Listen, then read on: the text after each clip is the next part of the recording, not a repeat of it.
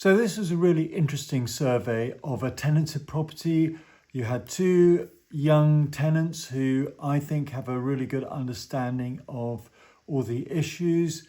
And I think there's really one very, very simple solution to it. But as you can see, there's a lot of mould, there's a lot of condensation, and the property isn't being kept particularly warm. So I think there's a lot of insulation issues caused by the dampness, but there's one very simple solution that we've already discussed, but please look at the end. So I'm going to go through what was discussed with the tenants during the survey. So this is really the worst of it. Yeah. And you've got these passive vents. You know, and the thing is, I mean, you can actually see through, but they're pretty ineffective because what happens is, if there's no airflow outside, you'll get just the heat loss and none of the benefit. I mean, look, within a short distance, you've got mold growing, and that's not even an external wall. So thermal imaging camera where blue is cold, and you see how much cold you get in the corners there. It's a combination of factors, but the main one being that it's extra surface area in the corner. So you get greater heat loss as transfer of energy, but also you get poor air circulation in the corner because the airflow can't flow from there, from the radiators. Then the third factor is you're getting condensation forming in the corner, and the condensation is causing a reduction in the insulation capacity of the corner. So that's why you tend to get it in the corner. You get it in the reveals because there's only a thin zone of brick between the inside and the outside. You get it in the ground, the top and the bottom, the top and bottom down there. Interestingly, if you look at drying clothes, well, those are obviously dry, but if you look at drying clothes, they'll be cold, and that's because of enthalpy, the heat loss from energy. I might have to get one of those because you can never tell if your clothes are dry. It's also meant that you can get that on such a small little add-on to your clothing. I remember back in the day they brought it into our school and it was massive. Yeah. Your corners won't get cold. So you have to think about the flow of vapor in terms of diffusion, and it's not going to get into the corners so easily. So just in the short term, while you're going through the drying out process, try and reduce the amount of things in the corner. So move the mirror away, all of those things. It's not going to make a lot of difference unless you do all the other things, including closing the bathroom door, cooking with tops and pots and pans, and obviously I'm going to be asking the landlady to put in an extractor fan in the bathroom and ideally one in the kitchen. I doubt there's going to be any resistance from the freeholder, but presumably a hole will have to be knocked in the wall, in the outside wall. I'll have a look in the other room. Sure.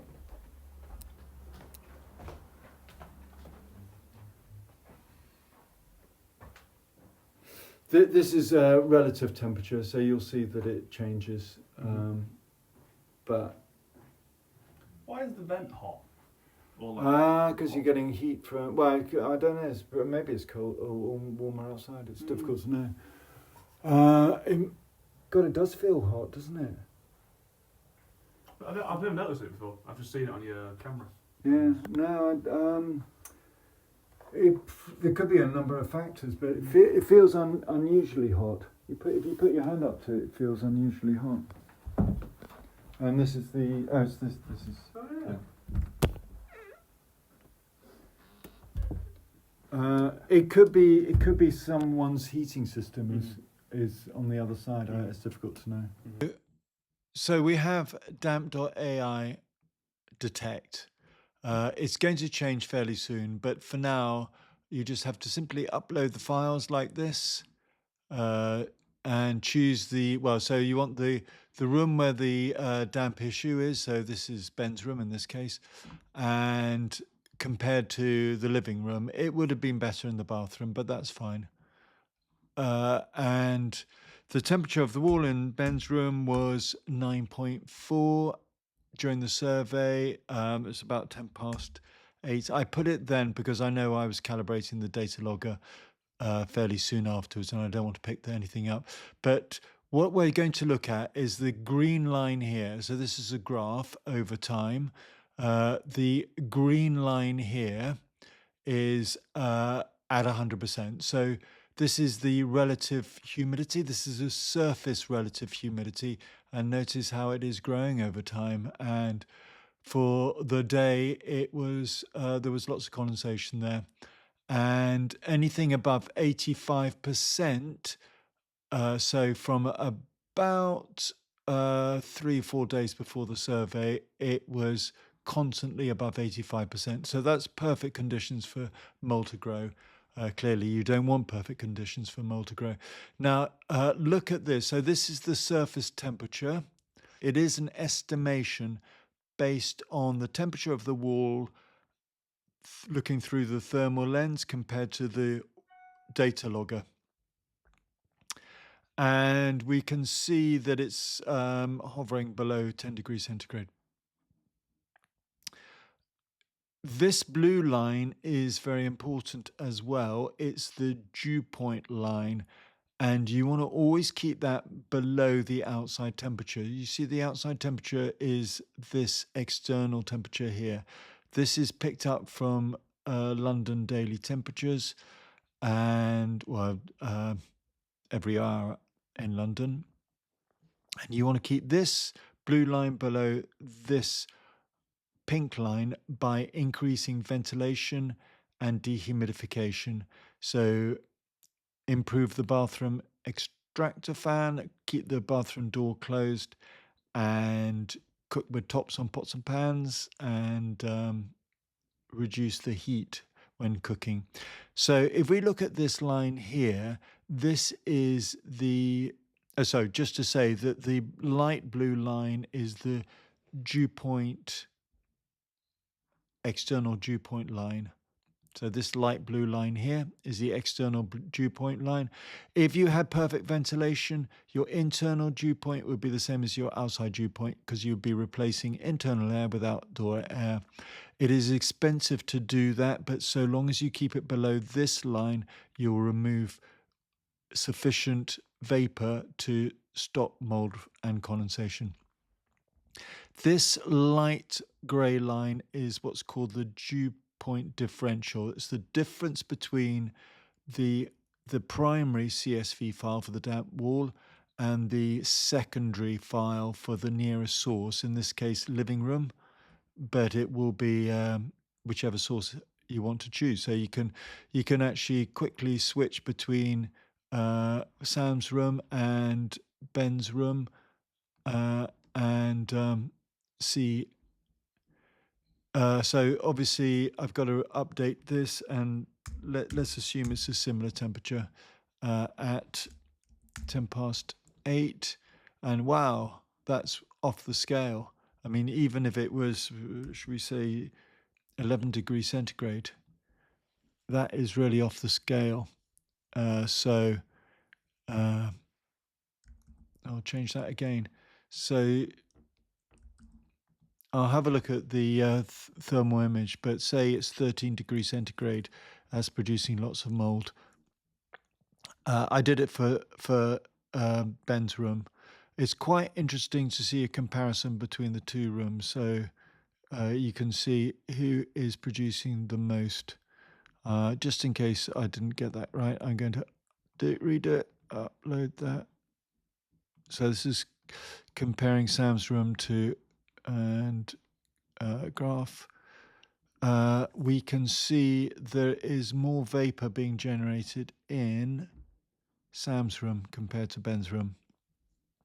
That means that more vapor is being extracted. Now, it can be that condensation is removing water, so it will artificially drop this line down if more water is being removed through condensation or dehumidification or ventilation, and vice versa. So on the dehumidifier, if you put this on, you'll see a number, and that is reportedly relative humidity. Yep. But that will be in the centre of the room, and the data logger was on the cold external wall. It's a chimney breast, but it's still going to be relatively cold. So there's going to be a temperature difference between that and that. And relative humidity is a relative measure of air's capacity to hold moisture. The warmer it is, the more moisture you can hold. Conversely, the colder it is, the less. So if it's saying it's 80% here, and I'm going to guess off the top of my head, it's 15 degrees centigrade. If it's 13 degrees centigrade over there, it could be 95%.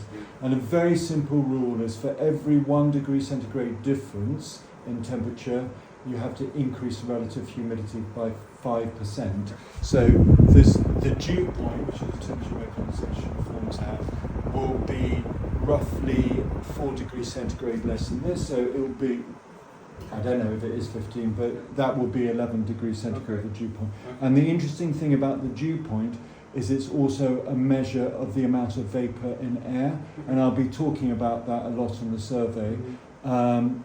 But what you want to be doing is keeping the internal dew point, and you'll see this on the data loggers on the app, and I can show you that. The internal dew point should always be below the outside temperature.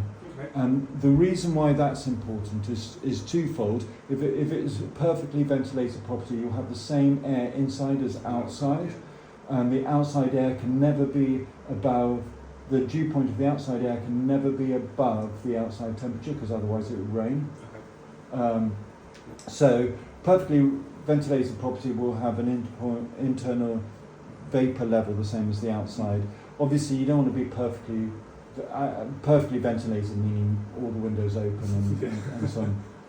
It's cold, it's energy inefficient, not great for the planet, but every property is going to have a wall, or if you particularly look at this area here, so we'll look in the other room because it's more obvious, but there's a very thin gap between the outside wall and the inside wall, so that zone there, well, it's obviously a bit of plastic, but that zone there is very poorly insulated because it's only thin brick. So actually you're going to get temperature that's very close to the outside temperature there, or on cold water pipes there's going to be somewhere in the property, any pipes going in and out, you see you've got condensation down there, and it's on plastic double glazing, and this would be a good double glazing style. This is modern day double glazing. The fact you're getting it on the double glazing illustrates that it's excess vapor. Anyway, back to what I was saying. So long as the dew point is below the outside temperature, you're never going to get it for the whole time. So when it's below zero, it's going to be difficult to get the internal dew point below zero. And it's probably energy inefficient. But if you're using dehumidifier, and the great thing about dehumidifier is all the energy that goes into a dehumidifier obviously comes from electricity. It comes out as heat, but you get a 50% bonus from entropy.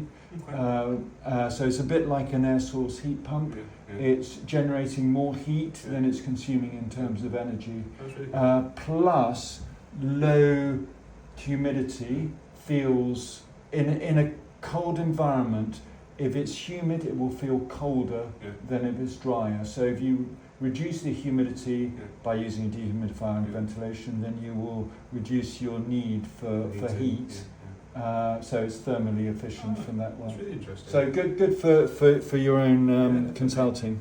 Definitely. I mean, we find that our clothes dry much faster. Like when that runs, they go from drying in. Yeah, but I mean, I would say you should never dry clothes internally without a dehumidifier, or in a ventilated room with the door closed and the window open, but that's very energy inefficient. Dehumidifiers are the best energy efficiency, and really if we want to get to carbon neutral, we should be using them. For three reasons. One is the two reasons I've told you now, because of the energy efficiency and the bonus energy, but also you can leave a property. So classically, if you leave a property vacant for any length of time, you should be leaving the heat on.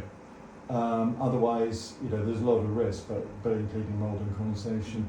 People are stopping to do that, but anyway, if you put a dehumidifier on, it probably costs you about £1 a day to run it. You set it to 70% relative humidity, you have it dripping into the sink in the kitchen, and just leave it there. It will reduce your need for heating. It will make it much more energy efficient, and again, it will reduce the need for CO2. Expansion. Absolutely. So it's all good.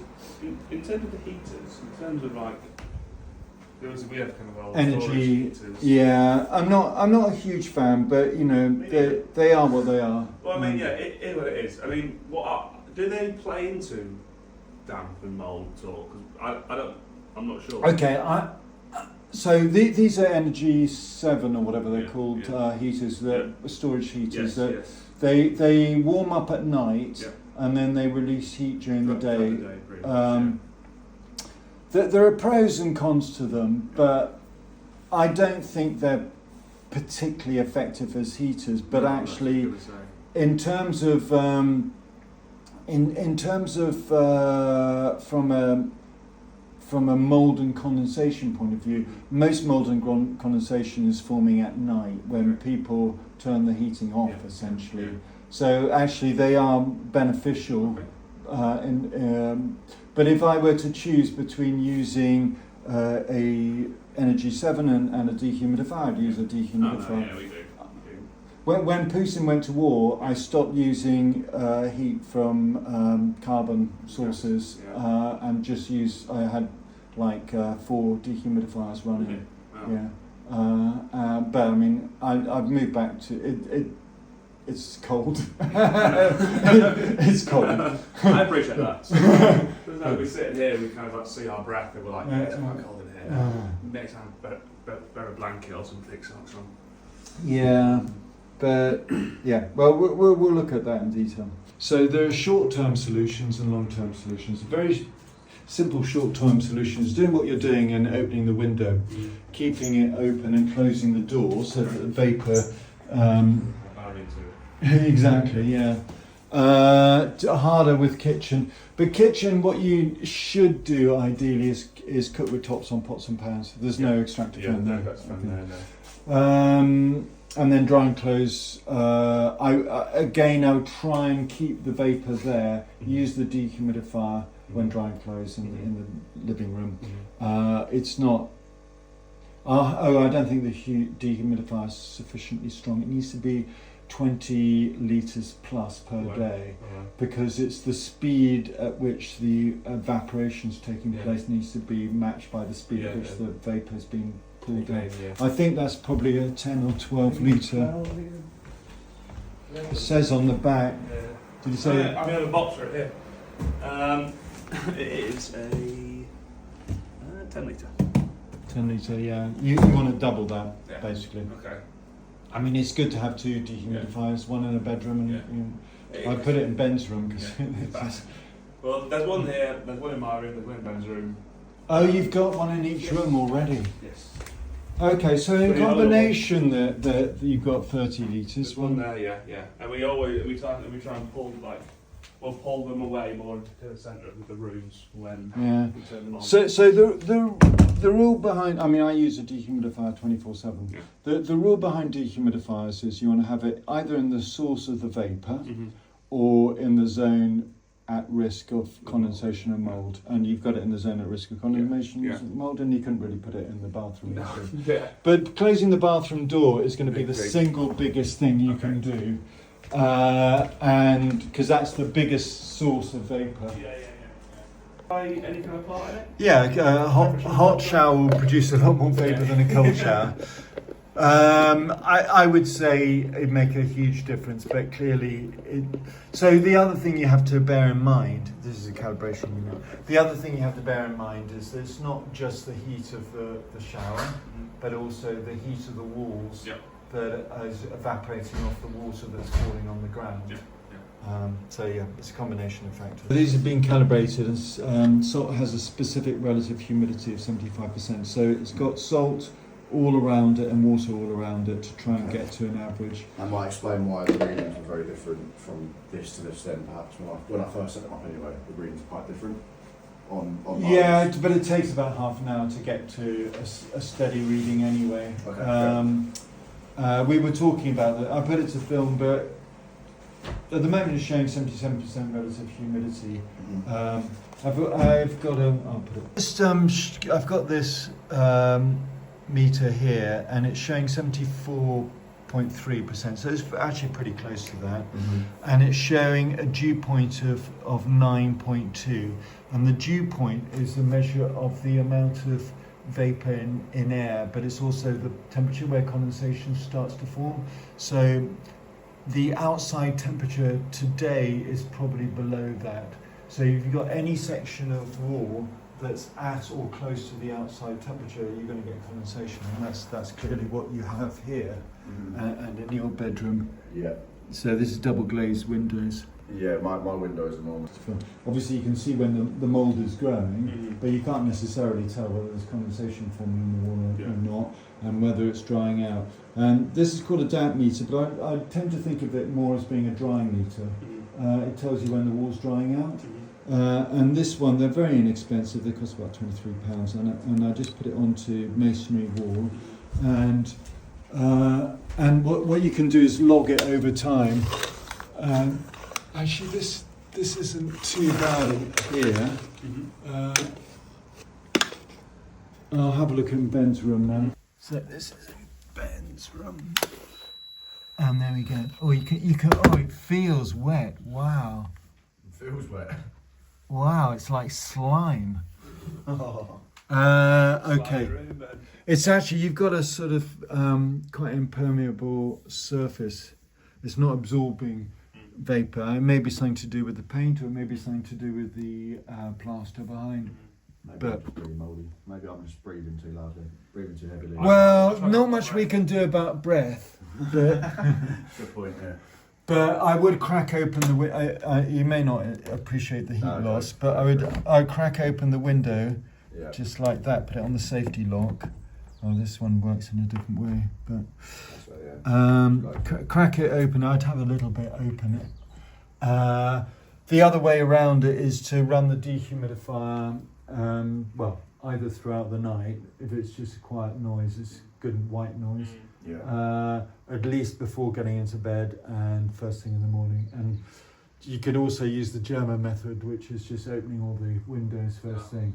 But I'm going to recommend. So the key solutions are from the bathroom, obviously door closed and the extractor fan, and measuring humidity using the data logger, so you know if it's too high or not. You know, there's no point cracking open the window when the vapor levels inside aren't too bad.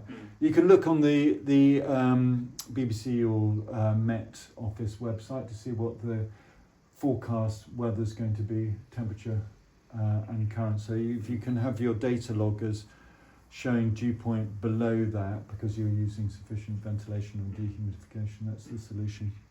So to note, there are quite a few plants, which is great, but all the vapour, all the moisture that's put into plants will come out as vapour.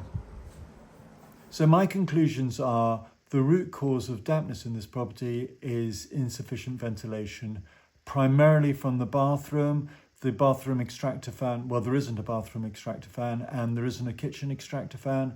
The bathroom has a passive vent, as do some of the other rooms, which don't provide sufficient ventilation. So I would put in a continuous flow bathroom extractor fan. I would ask the tenants to always keep the doors closed. You can potentially change the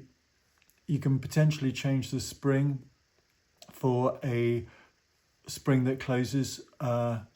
You can potentially change the door to the bathroom, the hinges, so that they have a spring on them. I would look at putting in a kitchen extractor fan. You may need freeholder permission. It's worth seeing what other people do, but it basically involves drilling a hole through the wall And if you're going to do the bathroom, which you should do, then you might as well do the kitchen at the same time. Dehumidifiers, great. I think you had 2 dehumidifiers of 10 litres. I would have one in the bedrooms, and I would get another one, a 20 litre plus dehumidifier for drying clothes, because ultimately the capacity is to do with the extraction rate. And when you've got a lot of drying clothes, you need to have an extraction rate that balances the rate that the clothes are being dried at. You may consider additional things, including insulation. Have a look at the survey, have a look at the data loggers. I am putting some updates to that. Okay. I sometimes find a plume of mould and condensation actually on the passive vent itself. They were fine years ago when that was the first thing that, before modern extractor fans were invented. In my opinion, with mould and condensation in rental properties, it's teamwork between owners, landlords to provide efficient ventilation, and tenants to obviously use it and be aware that they're contributing to the vapour. Very, very little water is coming from the outside. It's primarily coming from modern living, and that's fine. We all expect our properties to work for modern living, which includes having probably 1 or 2 showers a day, having drying clothes, washing clothes daily, often. Certainly in female-occupied flats. No, he does it as well. Does have clean clothes. And pasta, and other forms of cooking, which involves a lot of.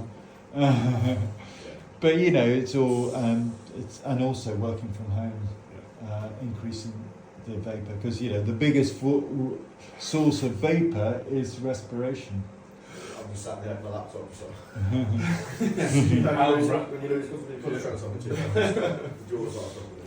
Anyway, the primary, the 3 things I want you guys to do are keep the bathroom door closed, cook with tops and pots and pans on, and run the dehumidifier 24/7 if you can dare to, and let's just see how it works.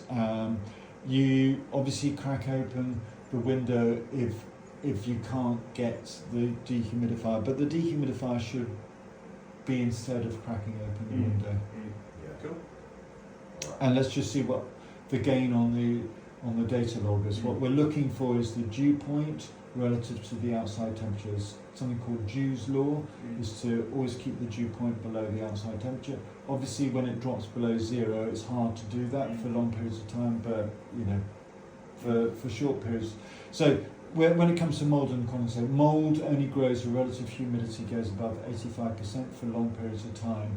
So it can cope with short periods of time. A wall should be able to absorb a certain amount of condensation. It's when it reaches capacity that it starts to form on the surface. Cool. So the odd day or so when it's high should be fine. Yeah, since we've had those dehumidifiers, it's been much better.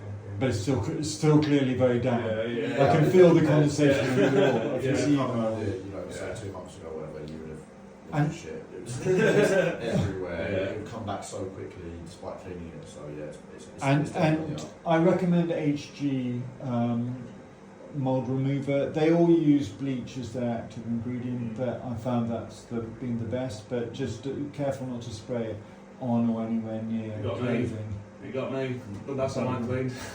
Yeah. Well, keep. Well, what can I say? But you can use vinegar. Okay. Smell of it, but- probably though, wouldn't it? Vinegar on the walls. Like a chip shop. Yeah, you can. Yeah, exactly. Yeah, there you go. So my conclusions are the root cause of dampness in this property is insufficient ventilation, primarily from the bathroom extractor fan. Well, there isn't a bathroom extractor fan, and there isn't a kitchen extractor fan. The bathroom has a passive vent, as do some of the other rooms, which don't provide sufficient ventilation. So I would put in a continuous flow bathroom extractor fan. I would ask the tenants to always keep the doors closed. You can potentially change the door to the bathroom, the hinges, so that they have a spring on them. I would look at putting in a kitchen extractor fan. You may need freeholder permission. It's worth seeing what other people do, but it basically involves drilling a hole through the wall. And if you're going to do the bathroom, which you should do, then you might as well do the kitchen at the same time. Dehumidifiers, great. I think you had 2 dehumidifiers of 10 litres. I would have one in the bedrooms, and I would get another one, a 20 litre plus dehumidifier for drying clothes, because ultimately the capacity is to do with the extraction rate. And when you've got a lot of drying clothes, you need to have an extraction rate that balances the rate that the clothes are being dried at. You may consider additional things, including insulation. So we're just talking about the last person who visited who had a big concern about mould and preferred to clean asbestos rather than mould. The truth about mould is that it's the mould that's telling you that you've got a zone of high humidity. It's like the canary in the mine. It's telling you that you have a risk of condensation and excess vapor, but it's not the dust, it's not the mold that's causing the allergies, it's dust mites that grow in the same environment. And there are allergies from mold, but not in the residential setting, and only very, very few people that are actually allergic to penicillin, and that's very rare. And still, I'm not going to get into a debate with doctors about it, but I've had a client that was a doctor who looked after allergies with children, and almost all of them are coming from dust mites, not from mould. And yeah, so same zone as you get mould, but you don't see the dust mites. And what you want to do for that is turn the bedclothes daily, as in duvet and pillows. Turn them down, turn them around daily. Move anything like bedclothes away from walls. I can't remember with your. Mine goes to the wall. Yeah, well, they both are, but you've at least got some insulation on the bed head. But turn them over daily. Turn the duvet, turn the mattress weekly. I would do. Every time you wash your bedclothes weekly. Vacuum around the edges, because the dust mites, that's going to be a classic zone of dust mites. I'd also keep airflow around that, and that will reduce the risk of dust mites. But I'm guessing that you guys aren't suffering from allergies, so but it can build up over time, so you don't want to start now. The things we learned to do with this is, I think, a lot to do with the excess vapor relative to the outside temperature, which is Joule's law, and that by reducing the amount of vapor in the property, you will reduce the sense of coldness, and therefore you can reduce the need for energy, and you can reduce your carbon footprint. And I know that one of the tenants is particularly keen on this, and I think it's a really important lesson to be learned from this. It's also going to improve the enjoyment of the property because you won't have mould and condensation. You also need to make sure that the mould is sprayed.